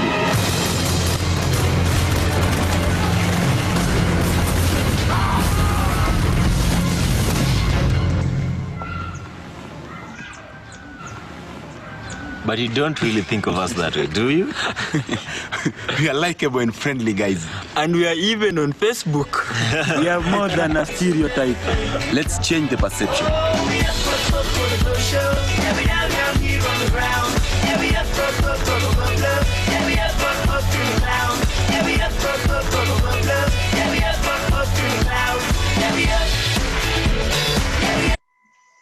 So there's an example of how we need to change the perception. Those are, as you saw, medical students. But when we do see the movies and our only information that we have about violence in African countries, we don't get shown all the positive things that young African men are going through. Just a brief word about decoupling is breaking the causal link between bias and behavior. New procedures and structures. And this is what I meant earlier about taking a look at your policies, procedures that includes hiring practices, promotion practices. Many times we use materials that have been used in an organization for many years, but they will have hidden, biased policies in there that we may not be aware of are keeping individuals of color from being promoted or from moving forward in that organization. I was going to show another video, but I'm going to move forward because I want to finish and see if there's some other questions. So what else can we do? So, all the things we can do is talk about race in a transformative way. We can, connect with people from other racial and ethnic groups, different from who we are. We can speak up. We can expose racial disparities in critical opportunity domains. After workshops like today, and I'll challenge everyone that's on this workshop. After workshops like today, if you haven't found your voice, I'm going to invite you to claim your voice, because you have found your voice. So claim your voice and learn how to use your voice, because next time you're in a meeting, next time you're in a group and someone says something that it's wrong, or someone asks a question and you have the answer for that question, then now it goes beyond responsibility. Now it's your obligation to raise your hand and speak up, because you may be the only person in that room that has the information that the rest of the group needs in order for inclusion and equity. So it's an obligation now. You need to be able to educate multiple audiences anytime you get, promote counter stereotypical images, promote empathic perspective taking, promote interracial engagement. And we need to be able to challenge everyone to evaluate those media messages, examine our own racial attitudes for evidence of implicit bias, and educate everyone we come in contact with to become agents of change. We need to continue to recruit partners, because it's up to all of us to improve the opportunity for all people in this society to be able to find recovery, to be able to receive behavioral health care that they need. In closing, if you haven't seen this, I'm going to invite you to go visit this website. It's the Implicit Association Test. that Harvard put together. Some people are challenging it. I find it to be extremely helpful because it will give you an opportunity to, again, this link will be in the handouts that will be made accessible to you. It will give you an opportunity to at least recognize biases that you may have not become aware of. And in closing, hidden test measure unconscious or automatic biases. But if you're willing to examine this yourself, it's a huge step. It's a huge step, and I applaud you for that. This is the foundation of stereotypes, prejudice, and ultimate discrimination. And I really thank you for being here. The last thing I have for you is a take-home homework. If you could redesign your office program or common space, what is the one specific picture or image you would display to counter negative stereotypes about women, people of color, and or others who may feel negatively stereotyped or marginalized within the larger society? Thank you all so much. I'll stand for questions now. Stephanie, I don't know if you would be the one that will be helping me with those. Thank you so much, Dr. Mancini. Maggie and I will be moderating the questions. And I will start with the first one. Okay. So there was a lot of comments and reactions to the Always video that you had played. And there was a lot of comments related to, I find myself telling my guy friends, you're such a guy, because I forget sometimes that I love to play video games too, or they love to play video games. Also saying the same thing someone says, like man up, was a similar reaction. So I did want to acknowledge those. Let me comment on that, Jennifer, before you move to the next question. Absolutely. So, and thank you so much for that comment, everyone, because those are exactly some of the messages that we need to continue to challenge, right? So when we buy dolls, for example, girls play with dolls, but I've seen boys play with dolls. But regardless of who plays with dolls, when was the last time we saw someone play with dolls that had culturally competent group of dolls, that had white dolls, black dolls, Latina dolls, and Asian dolls, right? We usually just buy the dolls that pertain to our children's race or ethnicity. So we can begin to change that at the children's level by being all inclusive, right? And it's the same thing that I think has changed a lot in this country, where you say, well, fire trucks are not just for boys anymore, and then we're able to have those. So excellent comments, thank you. Thank you so much. So Dr. Mancini, we do have a lot of great comments, and then thanking you for this wonderful presentation. It has been really been informing and enlightening. One of the comments is from an anonymous attendee, and I would like to read it out, is that when I moved to the US at 18 with the idea of going to college within the first couple of months here, I saw the movie Higher Learning. So I became deathly afraid that I would go to a college and get hurt or killed by Black haters. Although this was over 20 years ago, how can this bias or stereotype go away when there are active KKK groups right here in New Jersey? I'm still afraid of white men in big trucks with the sunglasses or with the Confederate flag, etc. I will literally run in the next direction. Isn't my fear real? Oh boy. Well, first of all, thank you for sharing that, for opening yourself up. Fear is always real. I mean, the way we feel has to be acknowledged, has to be owned. And the root of that, it's also real. it's interesting. Last night, I was in another forum and someone made the comment that they had just watched that movie yesterday.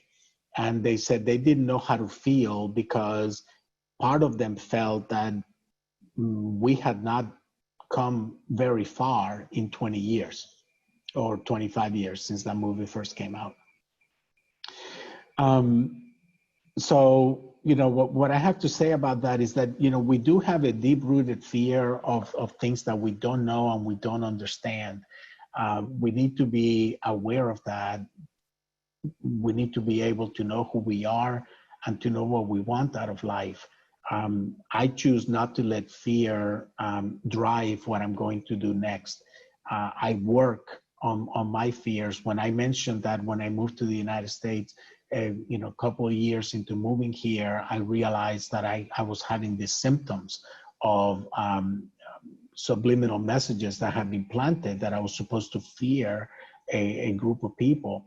I had to begin to do work on myself. And the way I did that is developing those friendships, openly talking to people who belong to that race or ethnic group about how I felt, getting some of their feedback, and that helped me be able to develop those friendships with them. The reality is that unfortunately in this world, there are people that are going to cause harm, and they come in all different race, ethnicities, sizes, age groups, genders, and there's nothing I can do about that.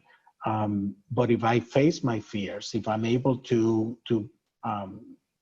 you know, challenge them and build relationship with people from those groups, it helped me be able to move forward and not and decrease that level of fear when I saw individuals that were in those situations. Thank you so much, Dr. Mancini. Another question is, how do we plant more seeds for minorities to get into healthcare domains to overcome social determinants of health? Excellent question. So by healthcare domains, I'm going to define that as a place in healthcare, everything, academia, research, direct practice. I'm just going to extrapolate healthcare domains for the sake of experience in answering the question. We have many challenges. We have many challenges because of some of these rules, laws, policies that prevent many people of color from gaining entry into the educational systems that will grant us the right credentials to then enter into this field. So I think that what we need to continue to do is you know, start working with middle schools and with high schools. Start working with the individuals that we want to see represented in these fields at those levels, start planting the seeds. I remember when I opened my organization in Georgia in 1999, I could not find any bilingual English, Spanish speaking clinicians. I couldn't find them. I had to bring my first two clinicians from Latin America because there were Spanish speakers here in Georgia who needed help, and I couldn't do it all myself. But eventually, I couldn't sustain that, very expensive. So I started going to high school career fairs and introducing counseling, psychology to the seniors and the juniors.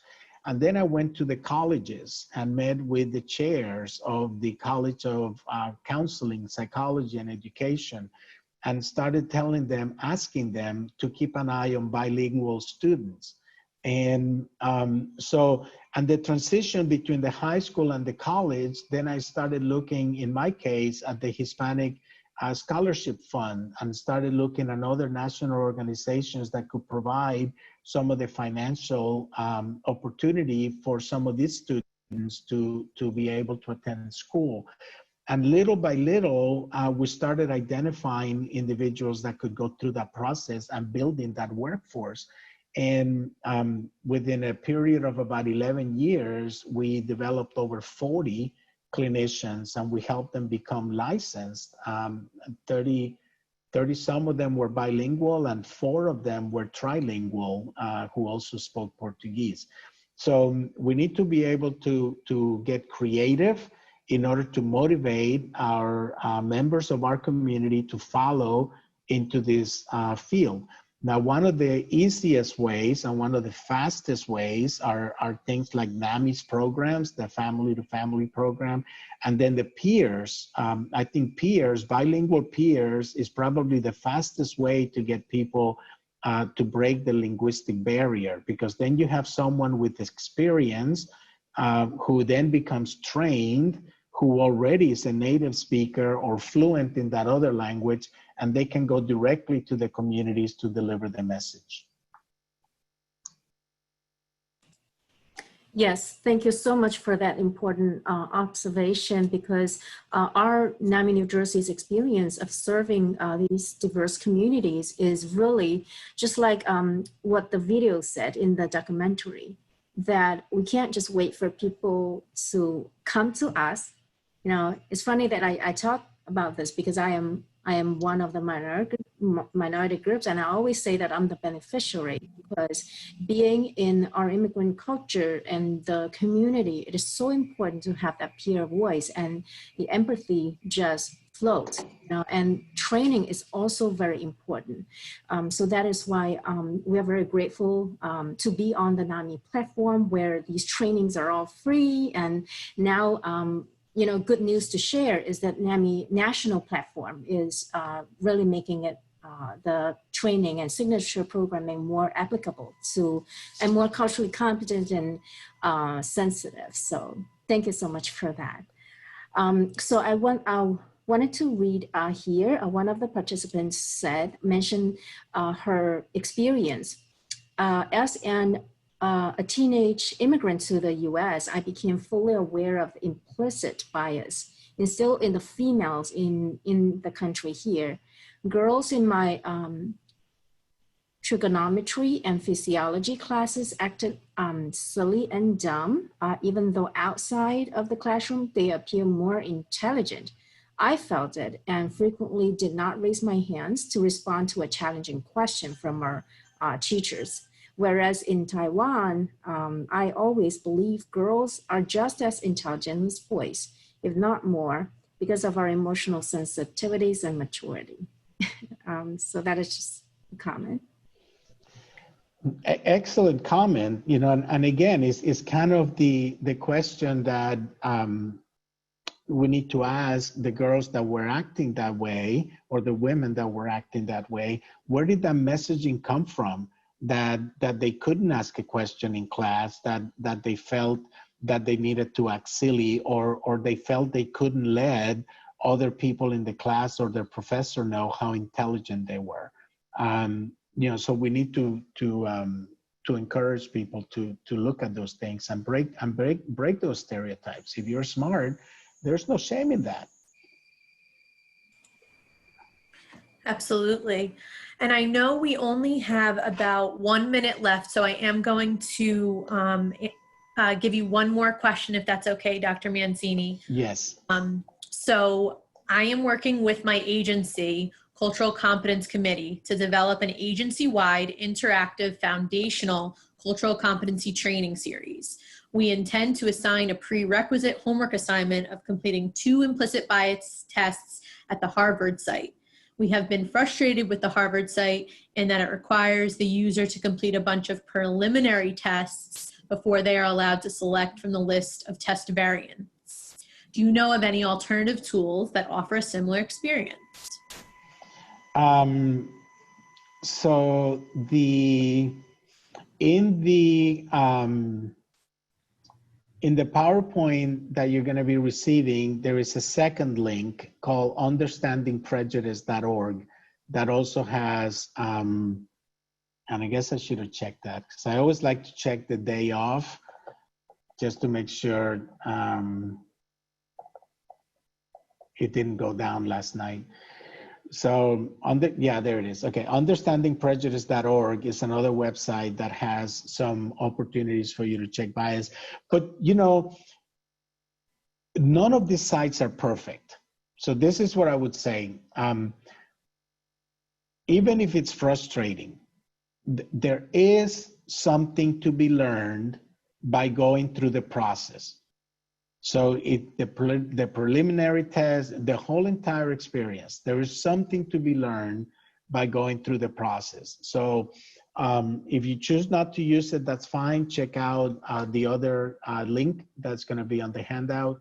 And maybe that one will work for you better.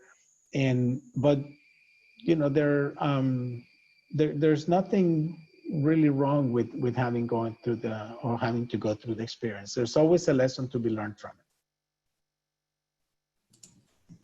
Thank you for that. Yes, I agree that there are a lot of different tools out there, and just trying to see which one fits best with the agency, and learning is always happening. So I do want to take the opportunity, Dr. Mancini, to really thank you so much for your presentation today. It was so inspiring, insightful.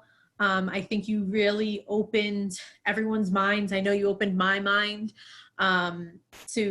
for change, and really to, you know, look at self-awareness within the agency, within, you know, our programs at NAMI, and I think, you know, as a community within New Jersey. So thank you so much for everything. And I do want to pass it to our executive director, Meredith Mason-Blount. Thank you, Jennifer, and thank you for your help with the Q&A, and you too, Maggie. I appreciate you guys. Thank you, everybody. Thank you. Thank you so much. Thank you so much, Dr. Mancini. Thank you, Jennifer and Maggie, for help moderating it. Dr. Mancini, that was such an amazing presentation, and I really, really thank you for it. You gave us so much to think about and digest, and I just want to encourage everyone to really sit on all this information over lunch, and as we come back to our afternoon workshops, we'll pick up from there. And I'm not going to be as articulate as Dr. Mancini, but one of the quotes he said I wrote down is that having implicit bias, it's not a fault of our own. It matters what we do once we identify it and what we do once we realize it. And that is so powerful, and something that this is why we wanted to do this conference, is that we want to take the opportunity to have these difficult conversations to really identify in ourselves, in our organizations, in the institutions we work with, what is actually happening and how we can improve it and how we can make a more welcoming community. So on the heels of Minority Mental Health Month, and in the landscape of the re-examination of historic trauma, of racial injustice and institutional racism, this summer I'm really proud to say that NAMI New Jersey's Board of Directors unanimously passed a resolution against racism and established its commitment to be a leader in the field of the conversation of racial injustice and its impact on the mental health of individuals. So NAMI New Jersey as an organization is committed to furthering this conversation and asking the question that Dr. Mancini, you said so perfectly, which is how can we help you? Not we know what to do, how can we help you? So there's so much work to be done, and it starts today, and it starts this afternoon based on the amazing information that Dr. Mancini gave us this morning. So I really encourage you this afternoon as we go into the other workshops to look at where we are both as individuals and as institutions. And through the conversations we have in our afternoon workshops, really look to how to identify and address and correct any of these issues within ourselves and others. And we're really excited about it. So thank you, Dr. Mancini, for giving us so much information. And this afternoon, we're really going to look about how we talk about race in a transformative way. So as we leave to go to lunch, we're going to be playing our intro video again. Just so again, you all are in different breakout workshops this afternoon to give you a little information about the programs that you may not be in the workshop of. So again, thank you, Jen and Maggie, for moderating. Thank you, Valerie Melke, for an amazing opening. Thank you, Mark Williams, for being a part of this day. And Dr. Mancini, thank you again for such an amazing presentation. I really appreciate it. My pleasure. Thank you. Lunch, and we will see you at 2 o'clock in your breakout rooms. You should have received an email with the specific link for your breakout this afternoon. And if you have any problems or questions, please email info@naminj.org. Thank you so much and have a great lunch. We'll see you in a little bit.